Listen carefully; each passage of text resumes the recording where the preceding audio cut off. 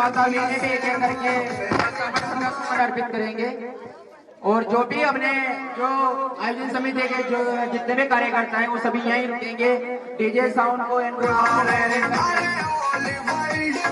घूम के देखो जय भीम का हो रहा है।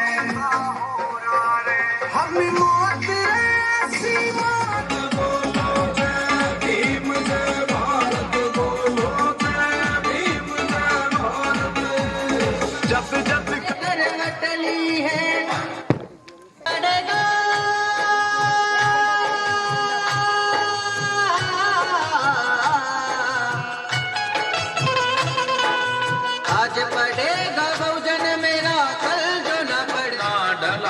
पाएगा।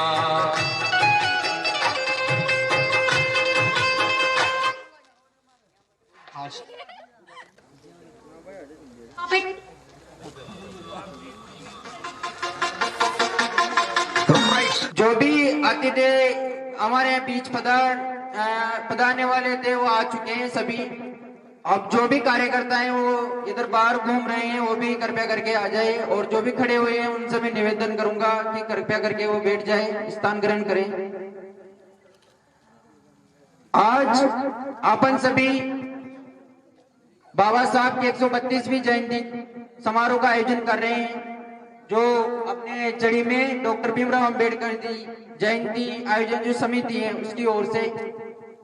समय का लोगों के पास हो सकता है अभाव हो, लेकिन फिर भी जैसे अपन त्योहार को मनाने के लिए समय निकालते हैं उसी प्रकार से अपन को जो अपना ये भी एक त्योहार है, इसको मनाने के लिए भी अपन को समय निकालना चाहिए। जैसे कहीं पर जागरण वगैरह होता है तो लोग मतलब समय निकाल कर वहां पर उपस्थित होते हैं। जो माताएं बहनें वो भी चली जाते हैं, चाहे रात की 12 बजे 1 बजे, उनको कोई फर्क नहीं पड़ता लाइट आए या नहीं आए। लेकिन ऐसा कोई सामाजिक जो कार्यक्रम होता है उसमें ना जाने इनको ये चीजें जो आर्थिक जो ये चीजें जो भौतिक सुविधाएं ना जाने इनसे क्यों परेशानी होती है।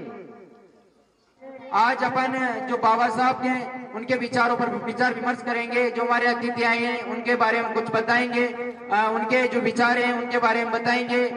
तो आप सभी को मैं बाबा साहब की 132वीं जयंती की बहुत बहुत शुभकामनाएं देता हूं। आप सभी को एक साथ मिलकर नारा लगाना है, जय जय जय जय जय भीम, जय जय जय जय जय भीम। अब अपन कार्यक्रम की रूपरेखा बन चुके हैं, अपन कार्यक्रम की शुरुआत करेंगे। तो सर्वप्रथम मैं अपने जितने भी जो अतिथि आए हैं उनसे निवेदन करना चाहता हूं कि वो सभी आए और उनकी जो तस्वीर है उन पर माल्यार्पण करें और दीप प्रज्वलन करके कार्यक्रम की शुरुआत करें और शुभारंभ करें।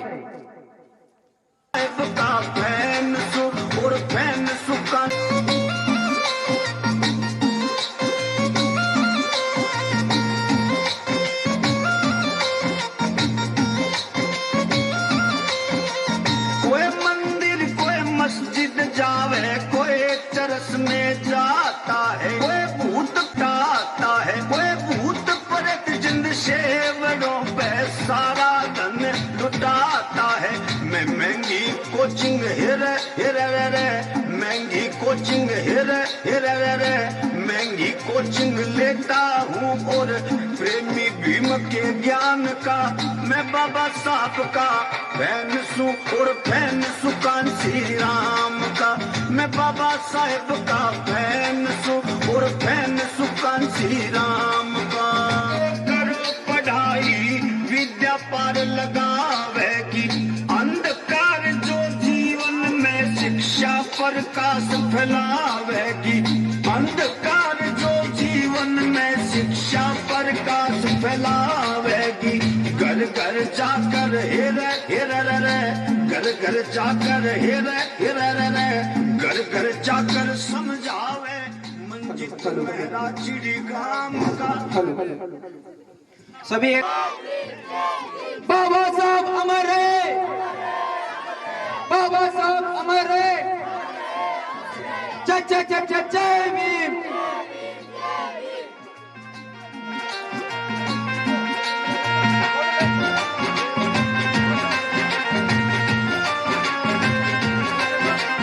धन खातिर कोई लक्ष्मी खातिर काली माता, विद्या के लिए पूजे सरस्वती, फिर भी कुछ ना यो आता। विद्या के लिए पूजे सरस्वती, फिर भी कुछ ना यो आता। कोई गीता हेरे हेरे रे रे, कोई गीता हेरे हेरे रे रे, कोई गीता रामायण पूजे। मैं आशिक हूँ संविधान का, मैं बाबा साहब का फैन सू और फैन सू कांसी राम का। मैं बाबा साहब का फैन सू और फैन सू कांसी राम का।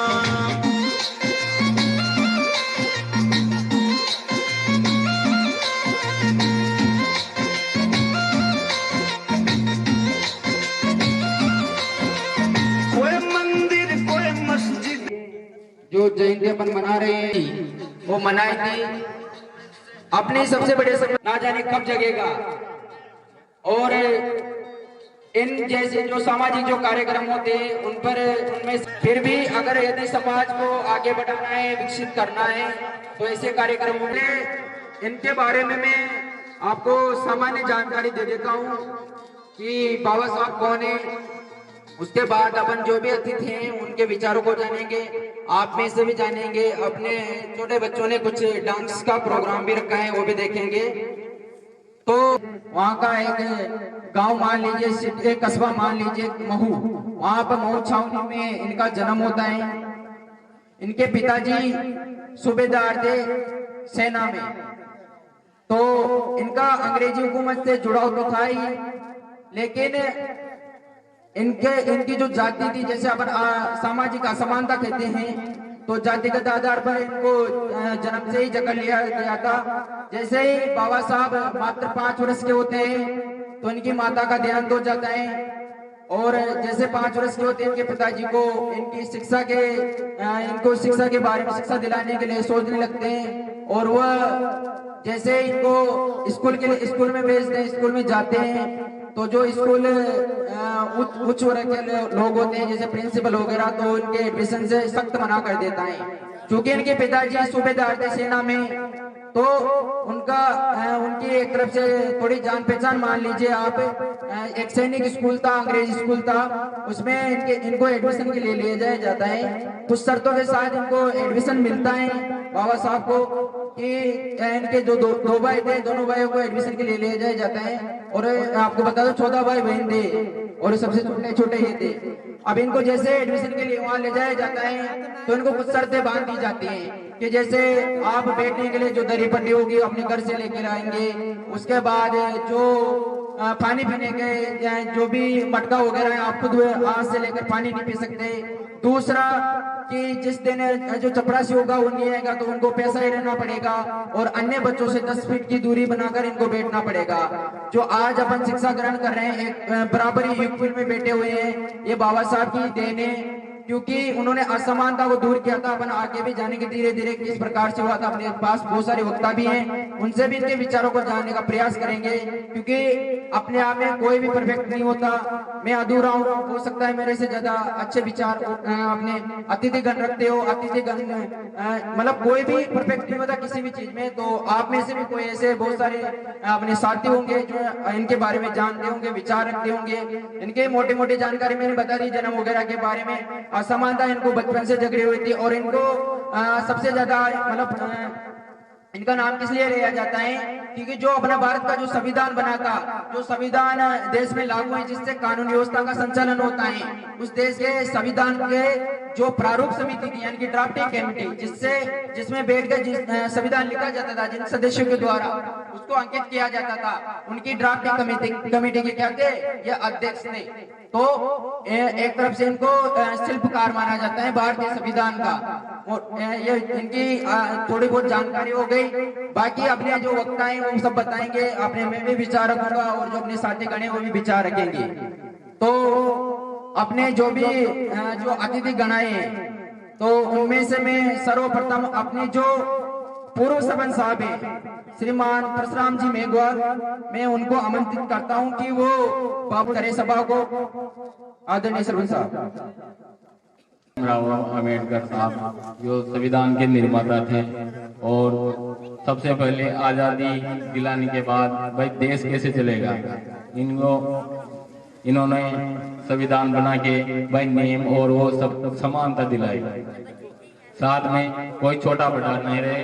और इसके बाद भी हमारे डॉक्टर साहब 132 जयंती पर हम सब मियां ग्राम चड़ी में उपस्थित हैं।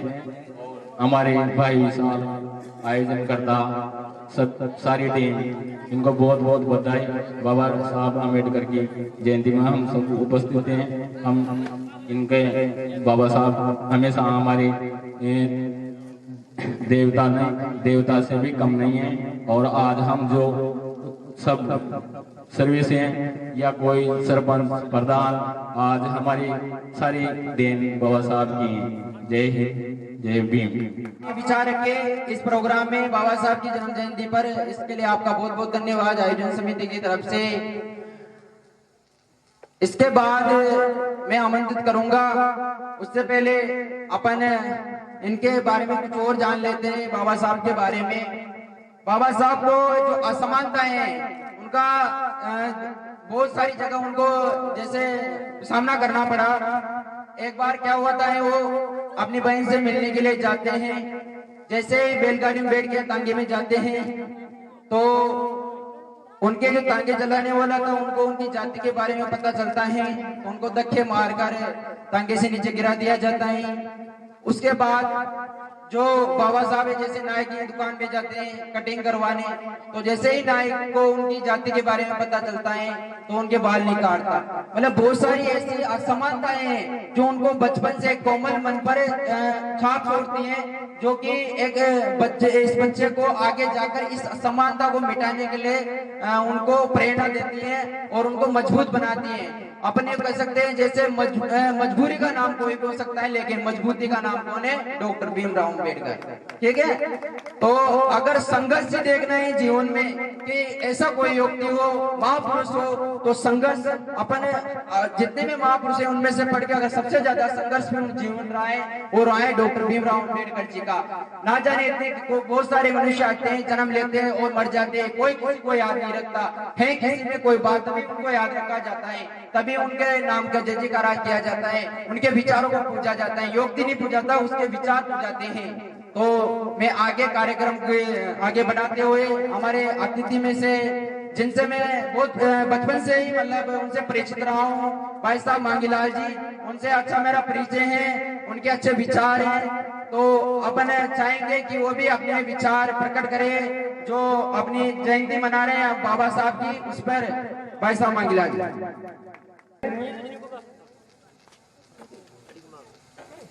बोल बाबा रामदेव महाराज की, बोल बाबा रामदेव महाराज की, डॉक्टर भीमराव अम्बेडकर की, भारत माता की। सर्वप्रथम तो यहाँ की जो युवा मंडल है, युवा समिति संगठन और बाबा भीमराव अम्बेडकर साहब की जो आयोजन समिति है, उसके सदस्यों को मैं बाबा साहब के जन्मदिन पर बहुत बहुत बधाई। आज इस कार्यक्रम में पधारे हमारे परम मित्र सरपंच साहब परशुराम जी, वरिष्ठ अध्यापक राजेश जी, एडवोकेट नंदकिशोर जी वरदान मेरे साथी है, जितेंद्र जी टेक्निकल इंजीनियर हैं, विशाल जी, श्याम जी जो टाइपिस्ट का कार्य करते हैं, और युवा साथी जो यहाँ युवा बच्चे, नन्हे नन्हे छोटे छोटे बच्चे, माताएं बहनें, सबको नमन करते हुए, और इस अवसर पर वैसे आपका कार्यक्रम बिजली के व्यवधान से लेट हो गया, फिर भी आज जिस महापुरुष की आप जयंती मना रहे हो वो महापुरुष उसी श्रेणी का महापुरुष है जिसने अंग्रेजों की लाठी गोली खाकर भी पीछे नहीं हटे और असमानताओं के लिए, अस्पृश्यता के लिए जिन्होंने लंबी लड़ाई लड़ी, ऐसे महापुरुष महामानव कहूंगा जिन्होंने उनका बचपन इतने अभावों में बीता। कुछ घटनाएं मेरे को याद है, जब वो बच्चे थे तो जब महामानव होता है, महापुरुष होता है, तो कहते हैं कि होन हार बिनवान के होत न चिकने पात, और अपने आड़ोती भाषा में भी है कि पूत का लकड़ तो पहाड़ नहीं दिखा उसे। तो जब वो छोटे से बच्चे थे, क्लास में जो उनको काम दिया करते थे उनके गुरुजन, तो वो चिमनी में बैठ कर के भी और घंटों पढ़ाई करते थे।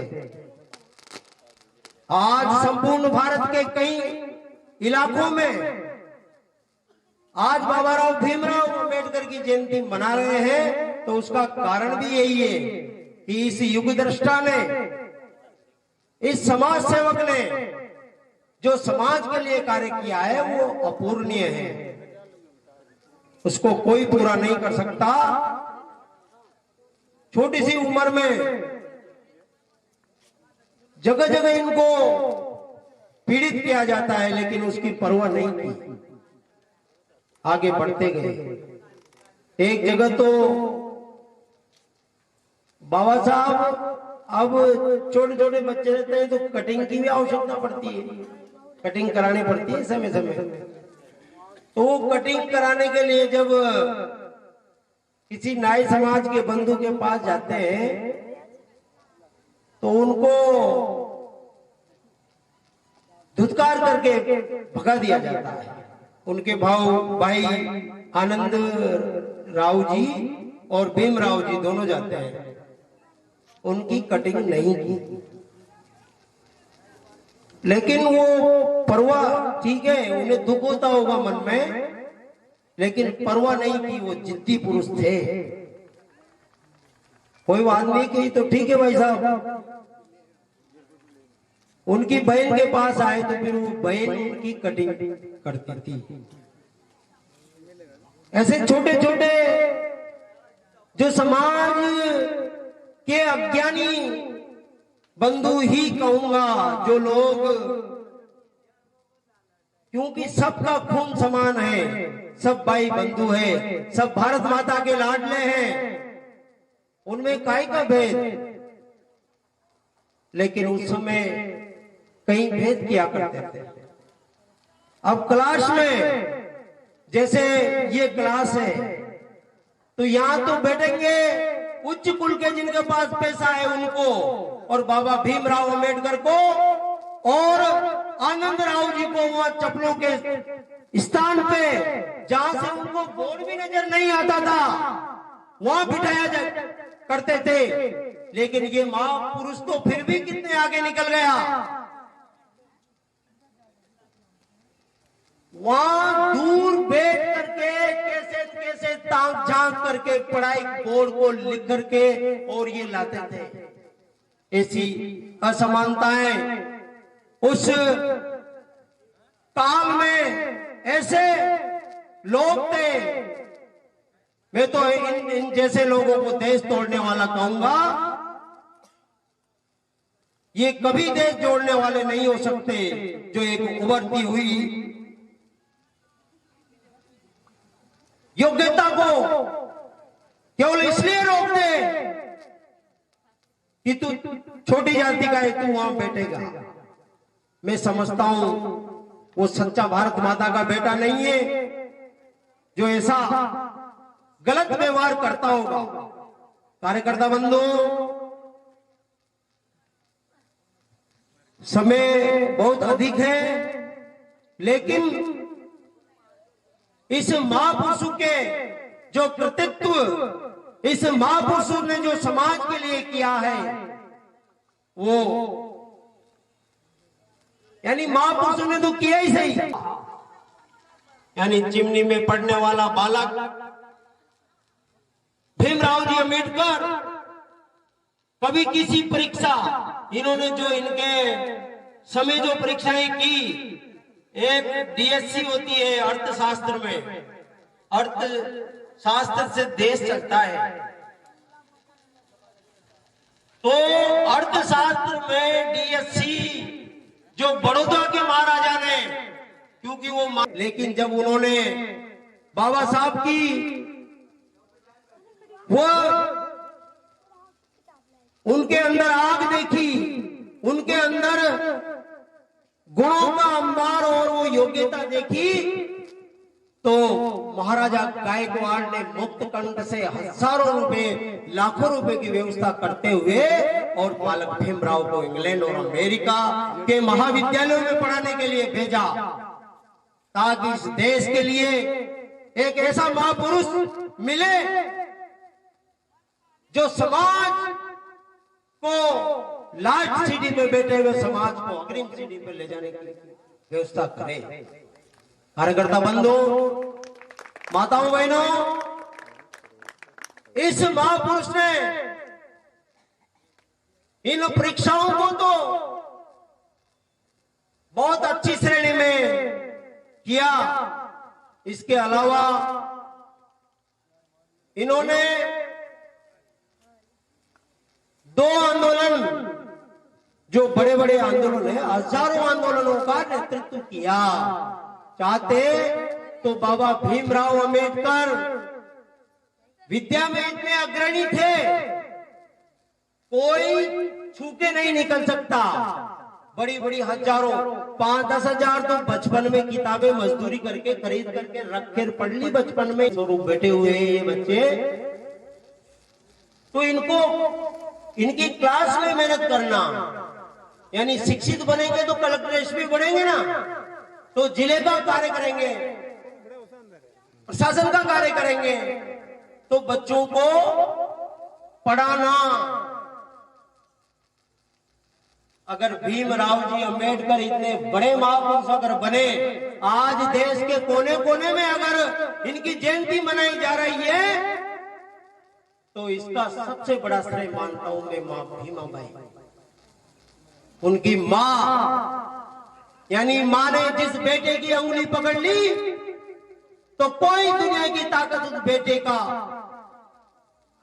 कुछ नहीं बिगाड़ सकती। आज जब हम गांव में घूमते हैं तो कई गांवों में, क्योंकि दुष्ट तो रावण के समय से ही चलते आ रहे हैं, तो आज कोई व्यक्ति दुष्ट बंदूक या तलवार लेकर के और शराब पी करके पी करके बदमाशी करता हुआ नजर आ जाए और इस देश का युवा उसको नहीं रोक पाए, ये नहीं होना चाहिए। रोकना चाहिए। बुराई जब दबेगी, जब उसको रोकने का मादा होना चाहिए। अभी बहुत सारे वक्ता भाई को भी बोलना है और समय वैसे ही अपन लेट हो गए, तो मैं इस अवसर पर आप लोगों से यही कहूंगा कि आपको बाबा भीमराव अंबेडकर साहेब जो भारत रत्न थे, जो युग दृष्टा थे, उनके जीवन के जो ये 3 बिंदु कहे गए थे ना कि शिक्षित बनो, पहला काम शिक्षित बनना, दूसरा संगठित रहो। कहाँ है संगठित? बैठे ना, ठीक है, जितने आ पाए, लेकिन यहाँ 100-200 होने चाहिए ना। संगठन में शक्ति होती है। अगर दमदार हो ना तो फिर गुंडे बदमाश व्यक्तियों की औकात नहीं बनती। जब साहस होता है ना दिल में, तो किसी की मां ने दूध नहीं पिलाया, जो युवा व्यक्ति के सामने उसकी मां बहन की तरफ कोई नजर से देखे, कोई गलत व्यवहार करे, ऐसे करते तो आज अपना देश आजाद नहीं होता। आज स्वतंत्र हवा में हम अपन विचरण कर लेते हैं, अपन जहाँ चाहे जिस स्कूल कॉलेज में पढ़ लेते हैं, पढ़ नहीं पाता व्यक्ति, कोलू की बेल की तरह, और ऐसे अंग्रेज पीछे डंडा लेके घूमता था और मारता था। लेकिन अगर आज हम आजाद हुए हैं तो सच्चे और सच्चे अगर हकदार हैं, और जिनकी आत्मा जब कोई इकट्ठा नहीं होता है, जब कोई उनके नाम के लिए नहीं लड़ता है, तो वो आत्माएं रोती है जिन्होंने हमें स्वच्छंद हवा में विचरण करने के लिए ये मार्ग प्रशस्त किया और अंग्रेजों की नानी याद दिला करके और हमें आजादी दिलाई। आज अपन सच्चे आजाद है। आज चाहे तो एलन की कोचिंग में जाकर भी अपन पढ़ सकते हैं। तो ये आजादी दिलाई है तो ऐसे महापुरुषों ने दिलाई है। बाबा साहब भीमराव अंबेडकर ने दिलाई है, लाला लाजपत राय ने दिलाई है, वीर शिवाजी ने दिलाई है, महाराणा प्रताप ने दिलाई है। इनके जीवन में त्याग, तपस्या। बाबा भीमराव अंबेडकर के 5 बच्चे, 4 बच्चे काल कल्पित हो गए। पूरे देश का ठेका ले लिया ना।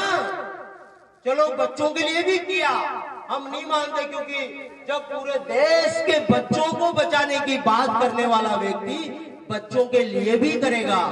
लेकिन विधि का विधान था, नन्हे नन्हे बच्चे काल कल्पित हो जाए फिर भी परवाह नहीं करे और आगे बढ़े कि मेरा भाई शोषित है, उसका स्वाभिमान मारा जा रहा है, तो मैं क्यों नहीं बोलूं। एक बार 500 माताओं बहनों को लेकर के और भीमराव अंबेडकर जी ने एक बड़ा आंदोलन किया था, एक मंदिर में दर्शन करने का।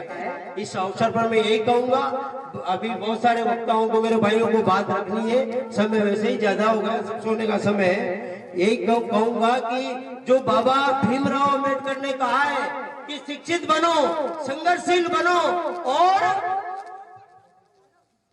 संगठित रहो। ऐसा रहोगे ना तो अगले साल जब हम जयंती मनाने आएंगे ना तो यहाँ 1000 लोग ऐसे बैठे मिलेंगे। क्यों नहीं? जब उन्होंने तो अपने लिए सभी कुछ ही कुर्बान कर दिया ना। आधी बार भूखा रहना, कई जगह पानी नहीं मिलना दिन भर ऐसे ही, कई जगह लाठों से पिटना, तो ये सब अपने लिए किया तो उनके लिए भी कर। इस अवसर पर मैं आयोजन समिति को बधाई देता हूं कि मुझे बोलने का अवसर दिया। और महापुरुषों की जयंतियां मनाना ही चाहिए और सभी महापुरुषों की मनाना चाहिए और धूमधाम से मनाना चाहिए। हजारों हजार कार्यकर्ता उसमें आना चाहिए। इस अवसर पर यही कह करके मैं अपनी वाणी को विराम देता हूँ। जय भारत, जय हिंद, जय भीम। यही थी हमको जोरदार ही भाषण प्रस्तुत करेंगे। इनका हम सभी बहुत बहुत आभारी हैं। उन्होंने बहुत सारी बातें बताई, उन पर हमको अमल करना चाहिए। कि इन्होंने पहले तो एक अपने ये बताई कि संगठित, अब संगठित की बात आती है अपने समाज की, सभी समाज की एक विचारधारा बता देता हूं मैं। आपकी सभी इनकी समाज की विचारधारा क्या है कि भगत सिंह, हर कोई चाहता है कि भगत सिंह जैसा देशभक्त अपने समाज में पैदा हो, लेकिन पड़ोसी के घर में हो तो सही, लेकिन पड़ोसी के घर में पैदा होना चाहिए। क्योंकि 22-23 साल की उम्र में, युवा अवस्था में कौन अपने बेटे को फांसी के फंदे पर देखना चाहेगा। तो ऐसे कार्यक्रम सब हो, सब चाहते हैं समाज में, लेकिन आगे कोई नहीं होना चाहता, कोई भला नहीं डालना चाहता। और बाबा साहब ने भी कहा था कि जो अनपढ़ लोग हैं वो अपने देश की समस्या नहीं है, जो पढ़े लिखे लोग हैं वो अपने इसी मिशन को आगे नहीं बढ़ा रहे हैं। पढ़े लिखे लोग मूर्खतापूर्ण व्यवहार करते हैं, वो अपने देश की समस्या है। उनके अनपढ़ लोग समस्या नहीं है। अनपढ़ लोग को अपन समझा के और मिशन से जोड़ सकते हैं, उनके विचारों को आगे बढ़ा सकते हैं। लेकिन पढ़ा लिखा व्यक्ति ऐसी दुर्व्यवहार करे, ऐसी विकट परिस्थितियां पैदा करे, जो कम से कम एक साल में जिस महापुरुष का जन्मदिन आता है वहां श्रद्धा सुमन अर्पित करने ना आ सके, उस व्यक्ति के बारे में क्या सोच सकते हो आप? क्या कहें उनके बारे में, जिनके विचारों से देश में परिवर्तन आता है, जिनके विचारों से ना जाने इस देश के कितने लोगों को भला हुआ है। अब वो लोग ऐसी विकट परिस्थितियां पैदा करें तो क्या कर सकते हैं उनके बारे में। अब जो अपने जो छोटे भीमसेनी के छोटे भाई बच्चे हैं, उन्होंने एक डांस तैयार किया है, तो तो मैं उनको आमंत्रित करना चाहता हूं कि थोड़ा बोरिंग भी हो चुके हैं, अब वो थोड़ा अपना डांस प्रस्तुत करें। उसके बाद अपने जो अगले वक्ता हैं उनसे फिर अपन विचार विमर्श करेंगे। तो आ जाए कपिल, करण और अर्जुन, इनके लिए जोरदार तालियां बजाइए।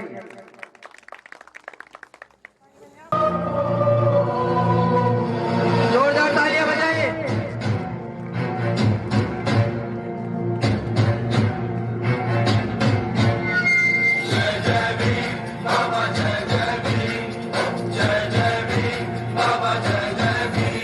मुख्तेसर भी सासा जेरे की वाणी सिंह से लागे रे। जय जय भीम बाबा जय जय भीम। मुख्तेसर भी सासा जेरे की वाणी सिंह से लागे रे। गाँव गाँव और गली गली में जिसका डंका बाजे। जय जय भीम बाबा जय जय भीम। जय जय भीम बाबा जय जय भीम। दलितों के उत्थान को लेकर रहा जो सबसे आगे, लड़ा अकेले दुनिया से वो सुख दुख अपना त्यागे। आंखों में दमका की जोड़ा, आंखों में दमका की जोड़ा, होठों पे ताली। जय जय भीम बाबा जय जय भीम। जय जय भीम बाबा जय जय भीम।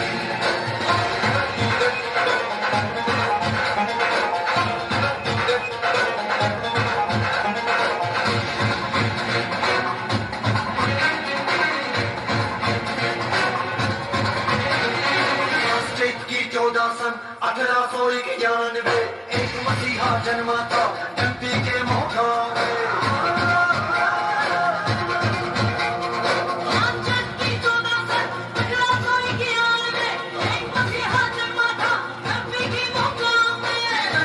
की कोख भी जिसमें ऐसा लाड भी जागे, जात पात की जड़ को जिसने रख डाला मिला के। तुझ सौ पिता हो जिस वाले को होना कभी यकीन। जय जय भीम बाबा जय जय भीम। जय जय भीम बाबा जय जय भीम।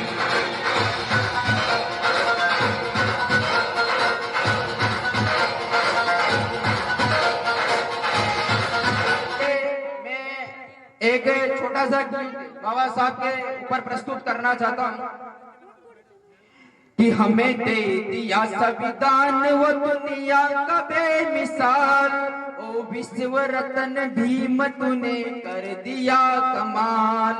हमें दे दिया संविधान वो दुनिया का बेमिसाल, ओ विश्व रत्न भीम तूने कर दिया कमाल।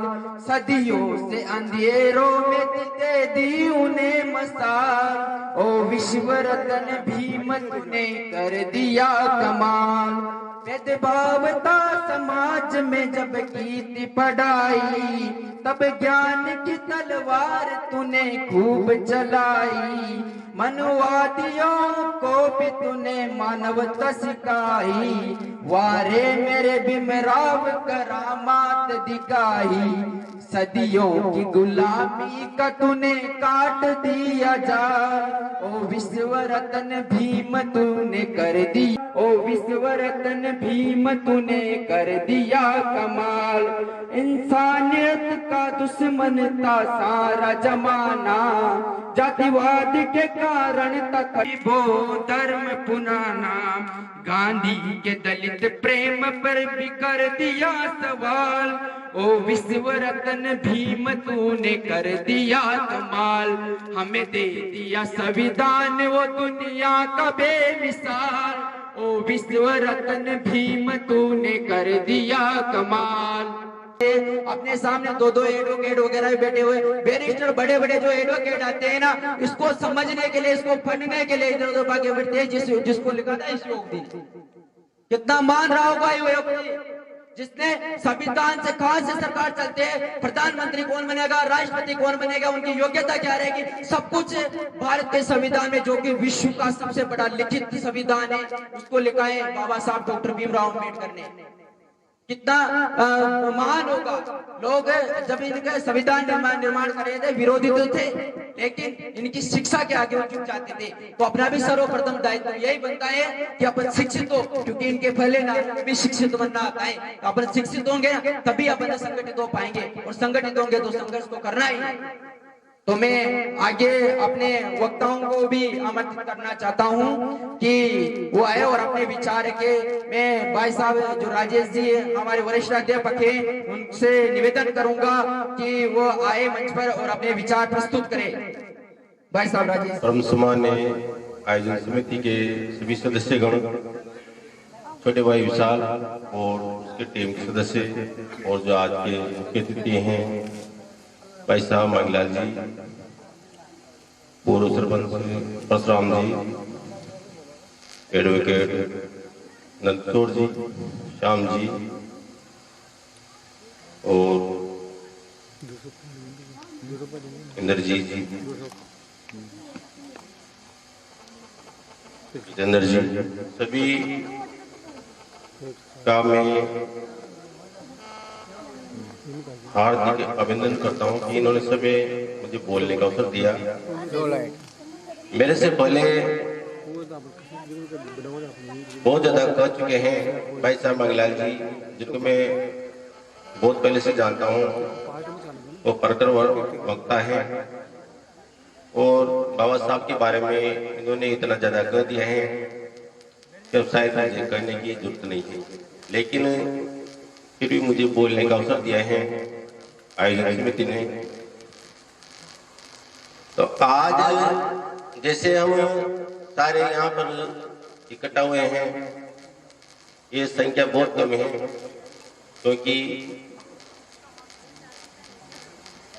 हमें आजादी के बाद में अगर जीवन जीने का अवसर मिला एक सिस्टम से, तो बाबा साहब की देन है। इन्होंने वंचित समाज, वंचित जो अधिकारों से वंचित थे एक समाज, उनके हक के लिए लड़ाई लड़ी। अब अधिकारों से वंचित कौन थे? वो चाहे महिला हो, वो किसी भी जाति धर्म की हो, उन्होंने उसके साथ भेदभाव नहीं किया। संविधान में सभी जाति धर्म की महिलाओं को समान रूप से अधिकारों का उपभोग करने का अवसर प्रदान किया। इसके लिए मैं मेरे से भी बहुत महान विद्वान साथी बैठे हुए हैं, वकील साहब, भाई साहब मंगलाल जी, हमारे जो महामहिम राष्ट्रपति जी हैं, वो भी वर्तमान में, उन्होंने एक बार कहा था कि बाबा साहब भीमराव अम्बेडकर मेरे लिए भगवान के समान है। हमारे प्रधानमंत्री जी ने भी कहा है कि डॉक्टर भीमराव अम्बेडकर जी नहीं होते तो शायद मैं आज यहाँ नहीं होता। तो अभी जो पढ़े लिखे बच्चे हैं, मैं उनसे यही कहना चाहता हूँ कि बाबा साहब की शिक्षाओं को, उनके विचारों को अपने जीवन में उतारे। और उन्होंने सबसे पहले पढ़ने पर ज्यादा जोर दिया है कि हम पढ़ेंगे जब हम आगे बढ़ेंगे, जब हम अपने अधिकारों का ढंग से उपयोग कर पाएंगे, उपभोग कर पाएंगे। तो उन्होंने तो आजादी के बाद में जैसे हमारा घर परिवार होता है, उसको चलाने के लिए कुछ नियम कानून कायदों की जरूरत होती है। कौन क्या करेगा, किसकी क्या भूमिका होगी। इसी प्रकार से देश जब आजाद हुआ, तो आजाद होने के बाद में पहली समस्या आई कि देश को किसे चलाना है, किसे चलेगा। तो इसके लिए बाबा साहब ने एक संविधान का निर्माण किया। संविधान में सबसे पहले उन्होंने सभी व्यक्तियों को, चाहे वो महिला हो, चाहे पुरुष हो, चाहे किसी जाति धर्म का हो, सबको समान रूप से आगे बढ़ने का अवसर प्रदान किया। इसमें हमारे मौलिक अधिकार थे, नीति निर्देशित तत्व थे, सभी रूप से आगे बढ़ने का अवसर प्रदान किया। और आज हम जिस स्थिति पर, जिस मुकाम पर हैं, उन सबके पीछे डॉक्टर भीमराव अम्बेडकर जी का विशेष योगदान है। क्योंकि जब हम अधिकारों की बात करते हैं तो अधिकार सिर्फ संविधान से प्राप्त हुए हैं। और संविधान एक ऐसी चीज है, जब तक संविधान रहेगा हमारा अधिकार सुरक्षित रहेंगे। अब मैं बातें तो बहुत सारी हैं, लेकिन इतना सा कह सकता हूँ कि भाई साहब मंगला जी ने बहुत सारी बातें बताई थी, लेकिन एक बात मैं बता देना चाहता हूँ आपको। जब हमारे हकों की लड़ाई लड़ने के लिए वो लंदन जा रहे थे गोलमेज सम्मेलन था वहां पर, उस वक्त उसी दिन उनका एक बच्चा मर गया था बाबा साहब का। उनके बड़े भाई ने आके उनको सूचना दी कि आपका बच्चा मर चुका है, पहले उसका दाह संस्कार कीजिए। लेकिन बाबा साहब ने कहा कि मैं अगर इसका दाह संस्कार करूंगा तो मैं लंदन गोलमेज सम्मेलन में नहीं जा पाऊंगा समय पर। तो आपके अधिकारों के लिए, आपके लिए, आपसे मतलब है जिनको भी अधिकार प्राप्त है, जो वंचित समाज से थे, जो अधिकारों से वंचित थे। अधिकारों से वंचित कोई किसी जाति विशेष नहीं था, चाहे किसी भी धर्म का हो, चाहे किसी जाति का हो, चाहे महिला हो, चाहे पुरुष हो। उनके अधिकारों के, उनके हक की लड़ाई लड़ने के लिए उनके बच्चे का संस्कार नहीं किया। अपने भाई से कहा कि मेरा बेटा मर गया है तो आप उसका दाह संस्कार कीजिए, मैं लंदन जाऊंगा और आपके हकों की लड़ाई लड़ने के लिए वहां पर गए। अब ऐसा कौन सा माता पिता होगा जिसका बच्चा मरने के बाद में भी उसका दाह संस्कार नहीं करेगा और पहले समाज की भलाई करेगा। लेकिन जो वंचित अधिकारों से थे, जो वंचित समाज से थे, उनकी हक के लिए वह गोलमेज सम्मेलन लंदन गए। ये भाई साहब मंगला जी बैठे हुए हैं, ये बात मैंने आपको इसलिए बताई है क्योंकि शायद दुनिया में ऐसा कोई पिता नहीं होगा जो पहले अपने बेटे को छोड़ करके बाहर जाएगा। इसीलिए आज उनको यहाँ पर सभी जाति धर्म के लोग शायद तन मन धन से उनकी जयंती को मना रहे हैं। आप देख लीजिए, अभी यहाँ पर तादाद कम है। रूस का राष्ट्रपति महामहिम जो पुतिन साहब हैं, उनका जो शक्तिशाली राष्ट्रपति है वो लोग दुनिया में, पूरे संसार में बाबा साहब की जयंती मनाई जा रहे हैं। और पुतिन साहब के जो चेमर हैं उनके पीछे, जैसे हमारे सरकारी कार्यालयों में गांधी जी की तस्वीर लगी होती है ना, वैसे ही राष्ट्रपति जी के, रूस के जो राष्ट्रपति हैं उनके चेम्बर में बाबा साहब की तस्वीर लगी हुई है। कोलंबिया यूनिवर्सिटी के वहां जो घर है कि 300 सालों में शायद ऐसा महान व्यक्ति, जो महान छात्र हैं जो हमारे विद्यालय में पढ़ने आए हैं, इनको सिंबल ऑफ नॉलेज कहा गया है।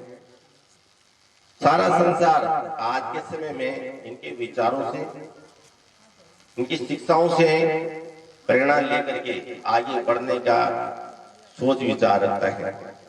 अब मैं ज्यादा नहीं कहूंगा, लेकिन जो हमारे बीच में है, हमारे बच्चे हैं, मैंने तो विशाल भाई से भी कहा था, कभी ऐसा समय नहीं आया है। हमारे बीच में छोटे बच्चे हैं, पीछे वाली पीढ़ी के, उनको तैयार करो। जब वे तैयार होंगे तो बाबा साहब का जो कार्यक्रम है विशाल रूपरेखा से आयोजन किया जा सकेगा। अब मैं विशाल को और इसके जो टीम साथी हैं सभी को धन्यवाद देता हूं, इन्होंने तन मन से सहयोग किया और इस कार्यक्रम को भव्य पहुंचाई। और जो भाई साहब मंगला जी ने कहा वो मुझे भी दर्द है, क्योंकि अगले साल इससे भी अच्छा प्रोग्राम हुआ था, लेकिन इस साल थोड़ा बहुत कम रह गए हैं। लेकिन भाई साहब की बात रखते हुए मैं अभी से पूरी टीम को आगाह करता हूं कि अगले साल इससे बड़ा भव्य आयोजन हो। भाई साहब मंगलाल जी फिर हमारे बीच में उपस्थित हो और मैं बाबा साहब का नमन करता हूं कि हम इनकी शिक्षाओं पर, इनके विचारों पर आगे बढ़े। जय भीम, जय भारत। आपने कार्यक्रम में पिछली बार भी बहुत अच्छा सहयोग किया था, इस बार भी किया था। ये तो हम सबकी जिम्मेदारी बनी है और बनी रहेगी, क्योंकि ये समाज सदियों से सोया हुआ है और जगाना अपना काम है। हार नहीं माननी है। हो सकता है आज ना समझे, कल ना समझे, लेकिन एक वक्त ऐसा आएगा जब वो जरूर समझेंगे कि बाबा साहब कौन है और हमारे लिए उन्होंने क्या कुछ किया, और उनके विचारों को जानना आवश्यक है। आगे समय का अभाव है, इस बीच में आगे हमारे बीच जो बैठे हुए हैं एडवोकेट श्रीमान नंद किशोर जी मेघवाल को मैं आमंत्रित करता हूं कि वो भी इस जयंती पर अपने विचार प्रस्तुत करें। बहुत ही भावविभोर भाषण भाई साहब राजी। संख्या बल का जहाँ तक सवाल है तो मैं समझता हूँ कि मात्रा है जो चीज के लिए जिम्मेदार नहीं है। हमारे लोगों को कुछ जागरूक होना पड़ेगा और ज्यादा से ज्यादा लोगों को कनेक्टिविटी बढ़ानी पड़ेगी। हो सके तो घर घर जाकर के हमें करना पड़े तो करना चाहिए, कोई दिक्कत नहीं है, क्योंकि ये भी हमारा ही दायित्व है। भाई अपन जैसे एक दूसरे पे नहीं कर सकते कि यार ये ऐसे हुआ वैसे हुआ। एक मैं तो कहता हूँ कि एक संगठित रूप से एक समिति बनाकर उसमें जैसे संपर्क प्रमुख बना दिया, कोई दूसरा पद दे दिया, तो अलग अलग दायित्व सबको दिया जाए। बहुत ही अच्छा है हुआ। भाई जमानी ने भी बहुत अच्छा भाषण दिया। बाबा साहब के बारे में तो जितना कहा जाए उतना ही कम है। अथाह ज्ञान के सागर। तो बाबा साहब के लिए तो नमन है, मैं बहुत ही ज्यादा भावुक हूँ बाबा साहब के लिए। रोमांचित है इनके बारे में। तो इतने मतलब कि इनके किस्से कहते जाओ तो सुबह हो जाएगी। बाकी ये है दोस्तों की ये जो कर गए तो उसको आगे बढ़ाओ भी। और अभी समय है, अभी आप नई टीम तैयार करो, लोगों को जोड़ो, कनेक्टिविटी बढ़ाओ और ज्यादा से ज्यादा शिक्षा पे मैंने पिछली बार भी कहा था और मैं तो चाहता हूँ कि एक समिति बने शिक्षा के लिए अपने यहाँ, और उसका कोई अच्छा राजेश भाई साहब जैसा एक अच्छा बने तो उस पर काम किया जाए। क्योंकि हमारे समाज में सबसे बड़ी दिक्कत ये हो रही है कि लोग 8वीं 10वीं तक बच्चे पढ़ते हैं, उसके बाद फिर वो पढ़ाई जोड़ देते हैं। जब तक आप ग्रेजुएट नहीं होंगे, मास्टर ग्रेजुएशन नहीं करोगे तो कैसे क्या कर पाओगे आप? क्योंकि 8वीं 10वीं तो कोई अहमियत है नहीं। दूसरा होता है कि संगठित, तो संगठन की तो सभी को पता है कि अपने समाज में क्या स्थिति है संगठन के लिए, और अपने में नहीं लगभग ऐसी सभी समाजों में देखने को मिलता है जनरली। क्योंकि बाबा साहब के जीवन के बारे में पूर्ववक्ताओं ने बहुत कुछ कहा है, बाकी कुछ बिंदु है जिनको मैं रखना चाहता हूँ। तो संगठन वाकई में बड़ी बात है किसी भी समाज की प्रगति के लिए। संगठन के बिना कुछ हो नहीं सकता। तो संगठन पे मैं तो चाहता हूँ कि आप एक ऐसा बार में महिला जी भाई साहब से भी वादा करता हूँ कि इससे अच्छा बेहतर प्रोग्राम हम दे पाएंगे। और इस बार मैं चाहता हूँ कि जो हमारे सीनियर लोग हैं, भाई साहब सरवन साहब, परशुराम जी हैं, राजेश जी हैं, और भी लोग बनाएंगे 10-20 जनों की एक समिति बना के उसके बॉडी के सारा बड़ा व्यवस्थित एक कार्यक्रम आयोजन करेंगे। तो उन्हें एक बार सभी को जय भीम। और मैं बधाई देना चाहता हूँ समिति को, बहुत अच्छा आपने किया। जो भी प्रयास, देखो कहीं ना कहीं प्रयास करने से नहीं आगे कुछ हो पाता है। अभी आपने पिछले साल से चालू किया है, इस बार वो ज्यादा बड़ा हो पाता, थोड़ा सा लाइट का भी होता हमारा, तो कोई बात नहीं, अपना तो संघर्ष का ही जीवन है सारा। तो मैं पुनः बधाई देता हूँ आज समिति को। जय भीम साहब। बहुत बहुत धन्यवाद। जैसे आपने एक दो बातें कही, आमंत्रित करने की रही बात, इस गांव में ऐसा कोई वर्ग या कोई ऐसे व्यक्ति किसी भी समाज वर्ग से आए इसको हमने आमंत्रित ना किया हो, ऐसा कोई वर्ग नहीं है।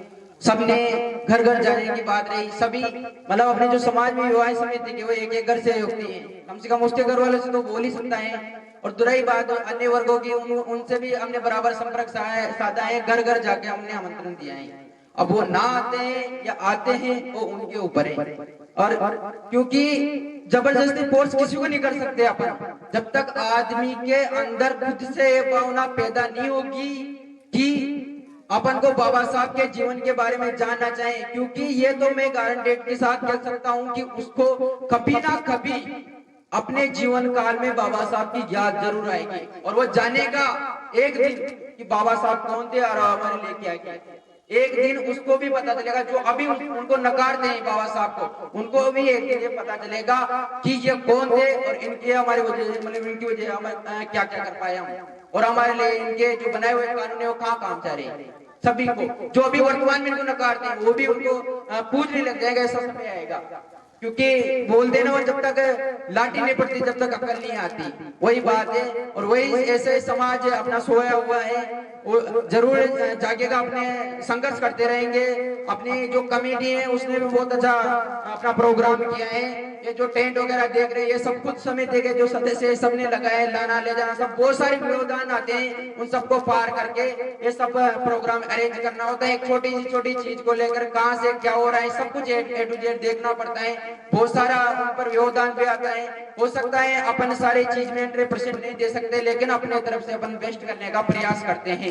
अपने सबसे बड़ी समस्या यही रहती है संगठित की, जो अपनी संख्या देख रहे हैं। पिछली बार भी सबसे बड़ी समस्या यही थी कि अपने जो यहाँ की जो संख्या थी उनमें कमी थी, पिछली बार भी यही रही और पिछली बार से भी कम रही इस बार। क्यों? जबकि अपने कार्यक्रम को उससे भी बेहतर करने का प्रयास किया, भव्यता प्रदान की, लेकिन फिर भी का अभाव है। फिर भी जितने यहाँ जो लोग में सबसे बढ़िया मानता हूँ छोटे बच्चों को, इनमें कितनी लगन है, जो इतनी रात तक यहाँ पर डटे हुए हैं। क्या जाने इनको कुछ तो गया होगा इनके दिमाग में कि कोई कौन तो है, कोई तो है जिनके बारे में अपन जान रहे हैं। इतनी रात तक नहीं रुकते, नहीं बच्चे सो जाते हैं। अब आप ये बताओ, अब हमारे बीच में एक युवा है, युवा साथी है हमारे, जो हमारे बीच से निकले हुए हैं, जो हम सबको प्रेरणा देते हैं कि पढ़कर आगे बढ़ा जा सकता है। हमारे बीच भाई साहब जितेंद्र जी, जो शिक्षित हुए, पढ़े और काफी संघर्ष पूर्ण रहा, इनका भी जीवन संघर्ष किया और आज वो अच्छी पोस्ट पर है, जो विद्युत विभाग में अभी नौकरी कर रहे हैं। अपन को भी ऐसे ही आगे बढ़ना है और आगे जाके किसी राजकीय सेवा में जाना है, ताकि हमारा समाज जैसे आर्थिक रूप से सशक्त बन सके। क्योंकि अभी वर्तमान में वही चल रहा है, जैसे आर्थिक रूप से सशक्त बन जाएंगे अपन तो राजनीतिक और सामाजिक जीवन वैसे ही बेहतर हो जाएगा। तो मैं भी उनसे या और आप भी तो कुछ विचार हम उनके सुनना चाहते हैं, तो मैं अब आमंत्रित करता हूँ भाई साहब जितेंद्र जी मेघवाल को, जो अपने बाबा साहब के ऊपर और समाज के ऊपर कुछ विचार अपने प्रस्तुत करें। धन्यवाद। हेलो, सबसे पहले आप सभी को बाबा साहब के जन्मदिन की बहुत बहुत बधाई हो। सम्मानित मुख्य अतिथि एवं कार्यक्रम संचालकों एवं सभी आगंतुकों, आप सभी का बहुत बहुत हार्दिक अभिनंदन। आज का दिन बहुत ही खास है, क्योंकि आज 14 अप्रैल का दिन है, जो कि बाबा साहब भीमराव अम्बेडकर के जन्मदिन के रूप में पूरे दुनिया में मनाया जाता है। मानवाधिकार एवं संविधान निर्माण के लिए जाना जाता है।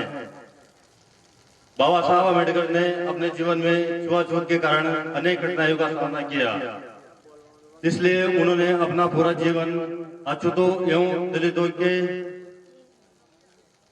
उत्थान के लिए समर्पित कर दिया। बाबा साहब ने न केवल अछूतों एवं दलितों के लिए संघर्ष किया, बल्कि उन्होंने संपूर्ण इंसान के लिए संघर्ष किया।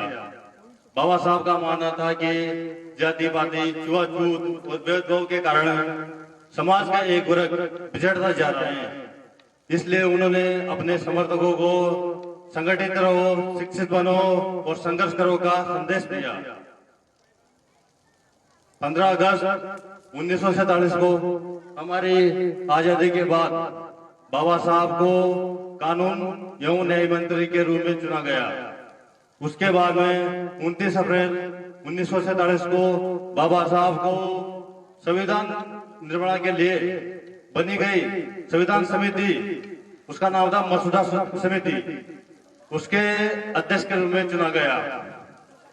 बाबा साहब ने संविधान निर्माण का कार्य पूरा होते ही संदेश दिया था कि हमारा संविधान बहुत ही लचीला है एवं साथ में बहुत कठोर भी है, जो कि देश को शांति एवं युद्ध दोनों समय में जोड़कर रख सके।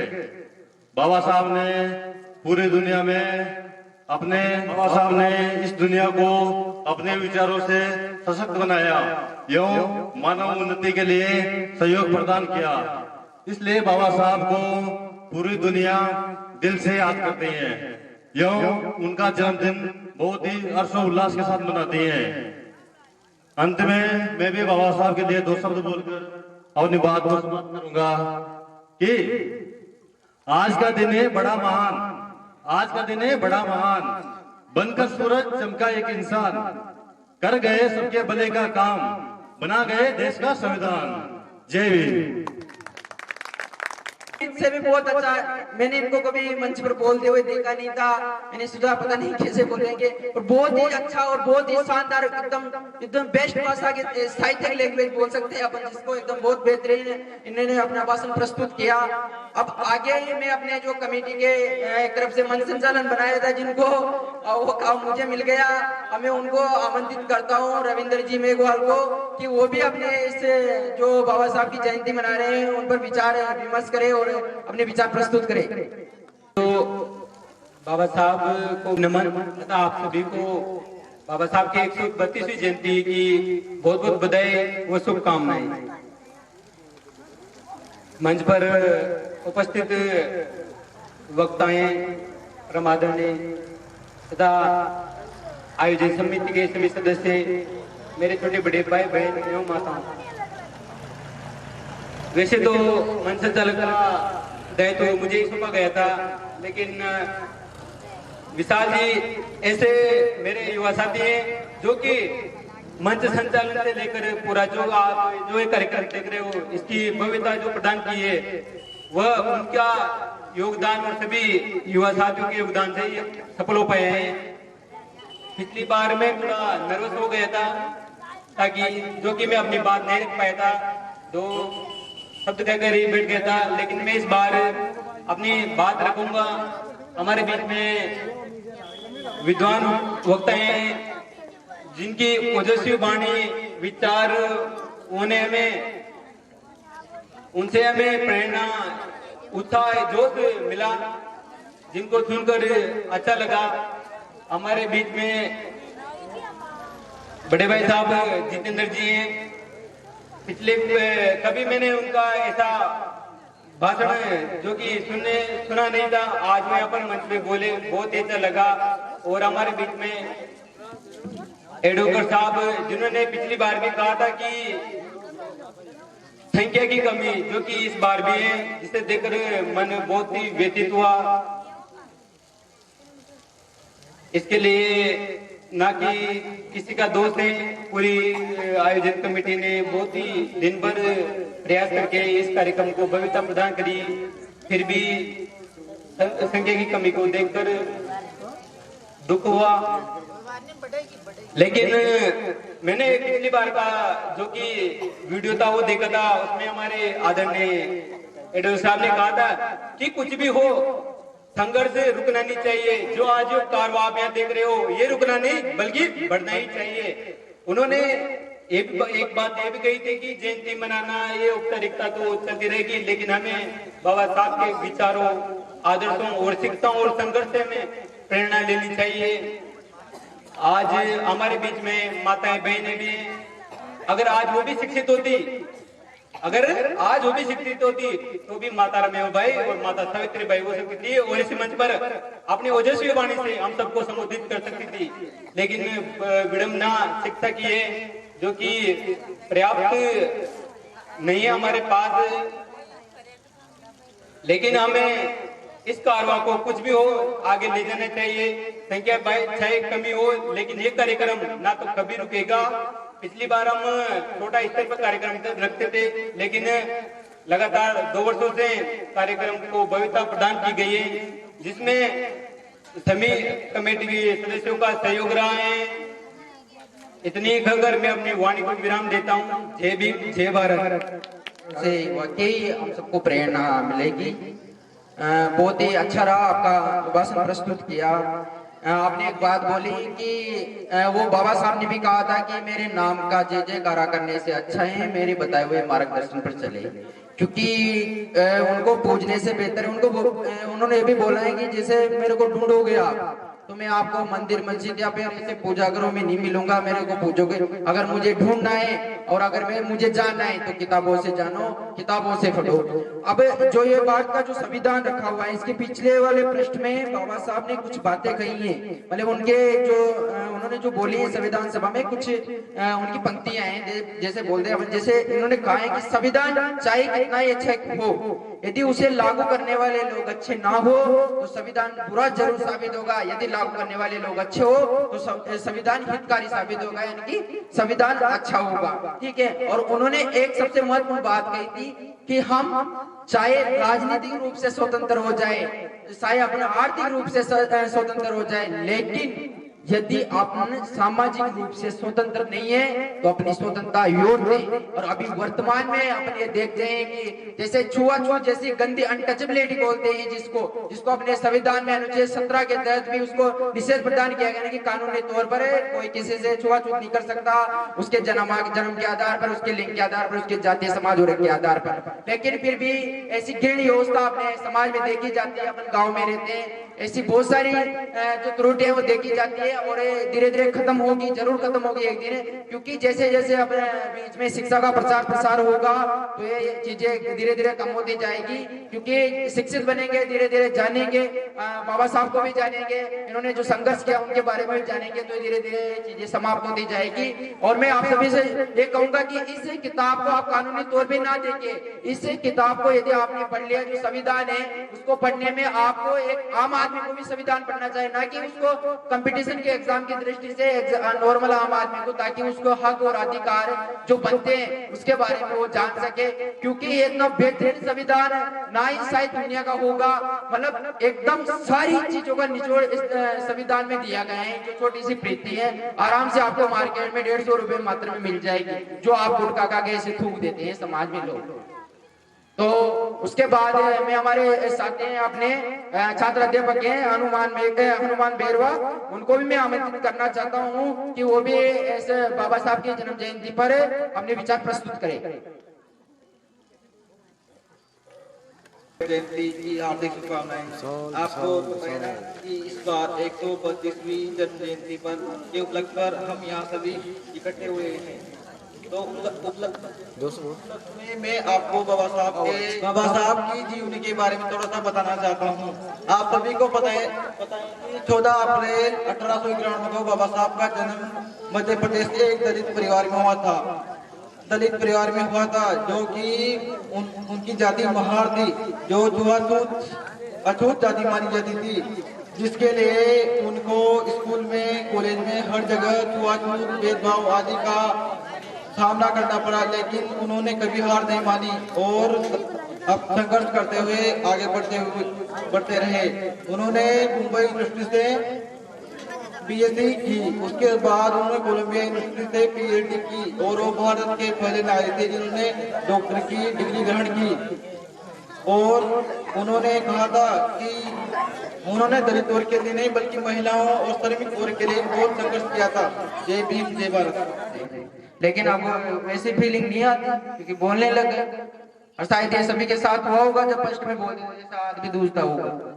लेकिन आप सभी को ऐसे मंच में खड़ा होना चाहिए, अपनी बात को रखना चाहिए। ना जाने जिंदगी में ऐसा बहुत सारे अवसर आएंगे जहां पर आपको बोलना ही पड़ेगा, और ये जो मंच आपको तैयार मिल रहा है इसका अभी से ही कुछ करें।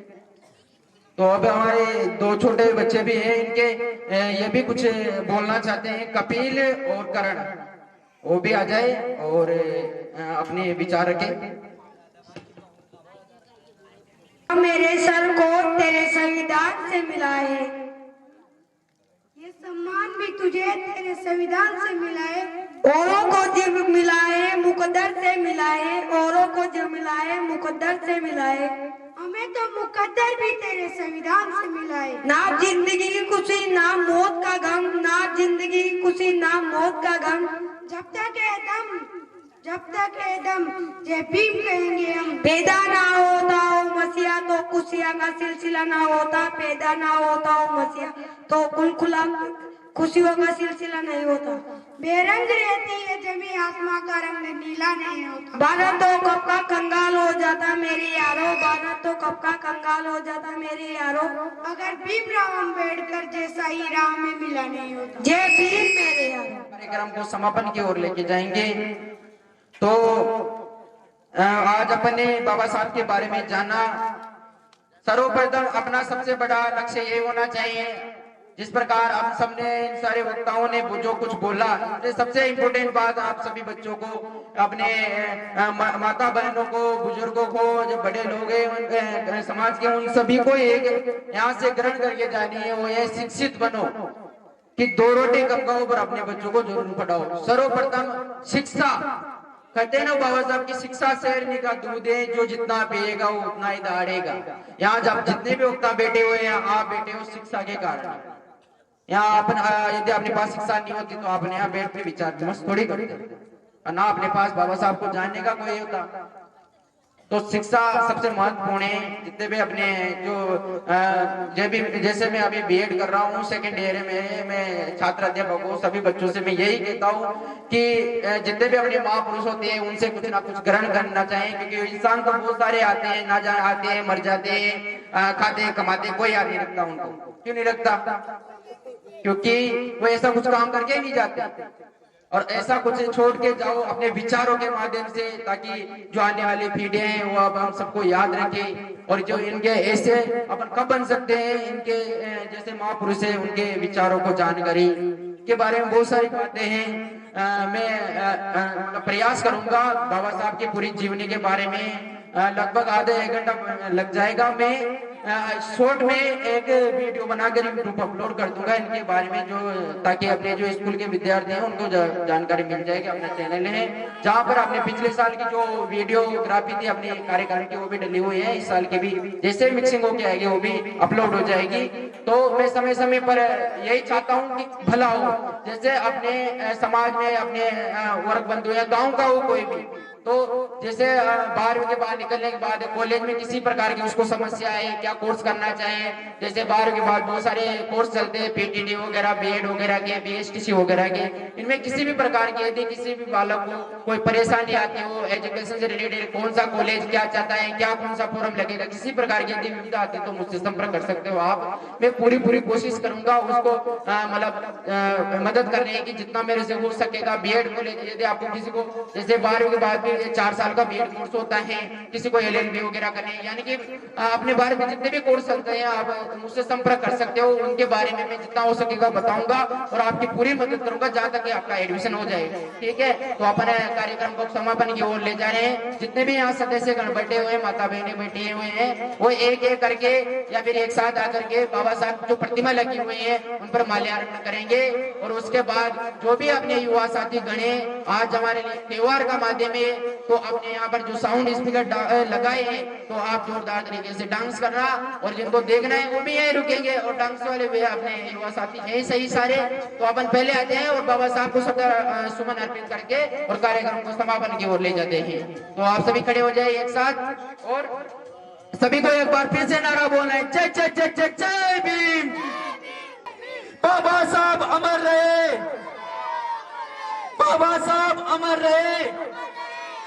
अब आप सभी युवा साथी और माता बहनें आके बाबा साहब के श्रद्धा सुमन अर्पित कर दे, एक एक आकर के। यदि कुछ भी हो गया नहीं सुनेंगे थारी बकवास में।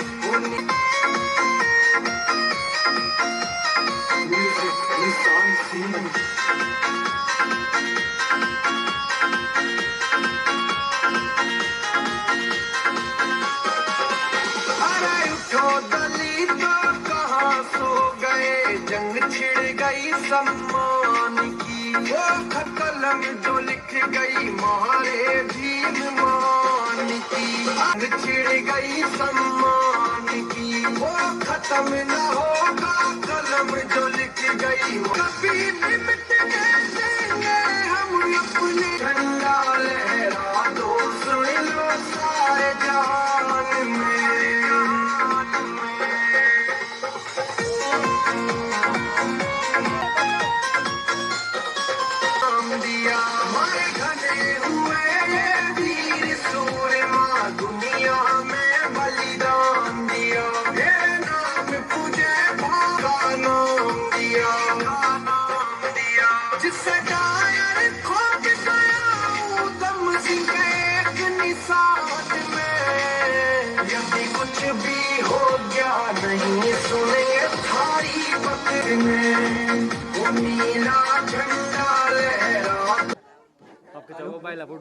सभी साथी गण कृपया ध्यान दे, वो यही रुकेंगे अभी ताकि सारी व्यवस्थाएं वापिस से सेटल करके हम सभी ग्रुप फोटो लेके फिर एक साथ चलेंगे, कोई दिक्कत नहीं है।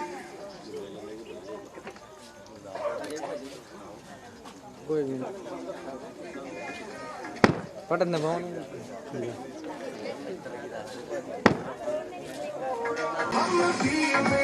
इसके बाद माता जी ने भी एक एक करके अर्पित करेंगे और जो भी अपने जो आयोजन समिति के जो जितने भी कार्यकर्ता हैं वो सभी यहीं रुकेंगे। डीजे साउंड को घूम के देखो जय भीम का हो रहा है, हम मौत ऐसी मारे ठावन कोई लाश नहीं, यदि कुछ भी हो गया नहीं सुनेंगे थारी बकवास में, वो नीला झंडा लहरा तो सुन लो सारे। At GIA चलो नदी गिरो आर्टिस्ट मंजित मेहरा,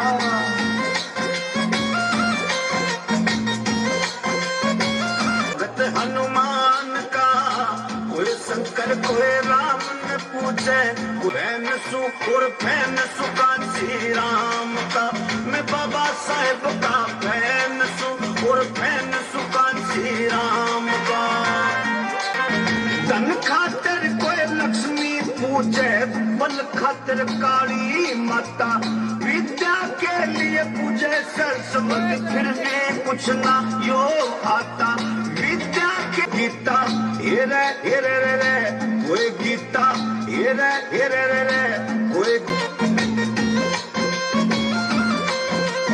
कोई मंदिर कोई मस्जिद जावे, कोई चरस में जाता है, कोई भूत प्रेत जिंद शेवड़ों पे सारा धन लुटाता है, कोई भूत प्रेत जिंद सारी जो जीवन में शिक्षा प्रकाश फैलावेगी, घर घर जाकर घर घर जाकर घर घर जाकर समझावे, मंजित मेहरा चिड़ी गाम का, मैं बाबा साहब का फैन सु और फैन सुकांशी राम का, मैं बाबा साहब का फैन सु, ये पूजे सरस्वती फिर